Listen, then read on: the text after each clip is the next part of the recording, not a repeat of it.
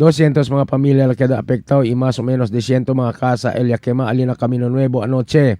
Ya quema esta parte del mga casa alina Boholano na costado del barter trade na barangay Camino Nuevo mga alas 7:30 anoche. Ya principal fuego na casa del un tal Joseph Pintubil. Y acometieron el fuego con el casa del su cuñado un tal Billy Tubil. Después cuantos minutos ya queda bien grande el fuego. Mas mucho del mga residente no hay cosa se puede llevar y a procuralan sila salva con el di ila cuerpo.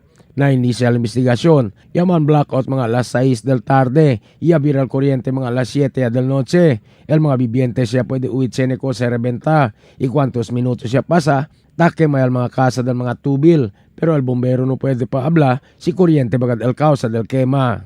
5 mga persona le dale asistencia al ambulancia, estos Candan Noel Ludin, 20 años, Luminia Yabo, 87 años, y si SF3 Carlito Lozada, y atormenta esto sila Rizulya, mientras si Maurino Briones, 76 años, ya tiene quemadura na su cuerpo, y si Rina Casas, ya tiene rasguño na su cuerpo, y el 50 años si Romeo Gubat, ya declara dead on arrival en hospital con el ataque de corazón. Ya anda al lugar el alcalde Ben Climaco para mirar con el situación. Él le ha dado orden con el mga oficiales del barangay para mirar si onde pone con el mga queda víctima del quema.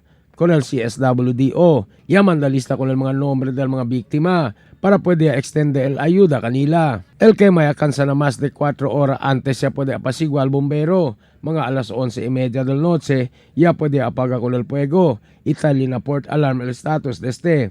Y 2.5 millones de pesos el estimado del destrozo del fuego. Emil Tuban, Dateline Zamboanga.